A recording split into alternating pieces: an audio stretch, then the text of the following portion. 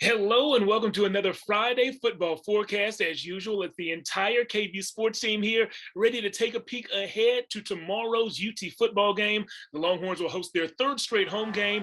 This one's going to be against UTSA. And Tyler, Corey, there's been some interesting developments over the week, and I call them developments, but really the fact that we don't know the updates or the developments has been the interesting part. Coach Sark has been very secretive about his quarterbacks.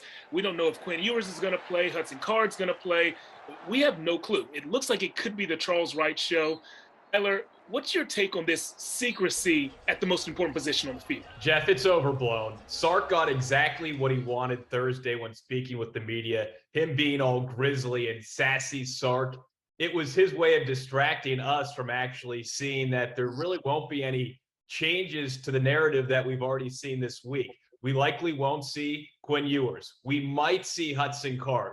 We probably are going to see Austin High alumnus Charles Wright, and I definitely think we'll see Roschon Johnson in that Wildcat formation. All Sark was doing by being sassy was distracting us from reality. Jeff Traylor, whether we saw practice or not, he's preparing for every single quarterback on this Texas roster. He's a smart enough guy. So I think Sark was just playing the distraction card on Thursday. The distraction card. Okay, and you said that you think we'll see 3 people taking snaps on Saturday. That would be interesting to me. Jeff, real quickly, I think if the special team scores early, defense scores early, that'll give Sark a better reason to throw Charles Wright in there earlier in the ballgame. Yeah, get up early and go ahead and empty the bench. I like that. We saw that in week 1. We could see that again in week 3. Corey, we have learned a good bit about this team already, but are there any unanswered questions that you hope that UT will answer tomorrow against UTSA? Yeah, Jeff, it's not like they're unanswered and we don't know about it. It's just that we just haven't seen it. And to me, it's the running game just being dominant. In the first game, Bijan only had 10 carries. Second game against Bama, that stout defense, they held them pretty well. So this game, with no starting QB, I just hope to see Bijan and Roschon maybe combine for over 200 yards rushing and just see the dominant force on the offensive line, because you're going to need it with that second or third string quarterback at the helm. I think what I want to see from the Longhorns is actually on the other side of the ball. I read a report on Twitter that UTSA is missing up to 4 of their top offensive tackles. If that's the case, I want to see this Texas defense and especially the Texas pass rush just be dominant. Don't come out there and give me a B game. Give me an A+ game and just live in the Roadrunners backfield. Guys, it is time to give some score predictions. Who's going to win this game? What's the score going to be? Tyler, go ahead and kick things off for us. Jeff, we must be reading the same articles. I read that same report about that UTSA depleted offensive line. So I'm going Texas 34, UTSA 17. So Texas covers, they get the win.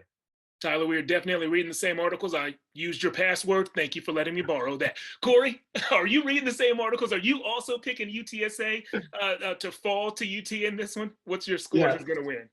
For sure. I thought I forwarded that article to all of y'all, but maybe I'm tripping. But anyway, I think it's going to be a very defensive-led team for Texas on Saturday. And so I'm going to say 21-7. And hopefully that defensive line, like you talked about, Jeff, can contain Frank Harris, who can run the ball. Keandre Coburn said or described him as being mobile in the press conferences earlier this week. Yeah, Frank Harris can run it, and he can pass that thing too. Yards per game on the passing side, Frank Harris ranks 6th in the nation. I think he's throwing for about 345 a game.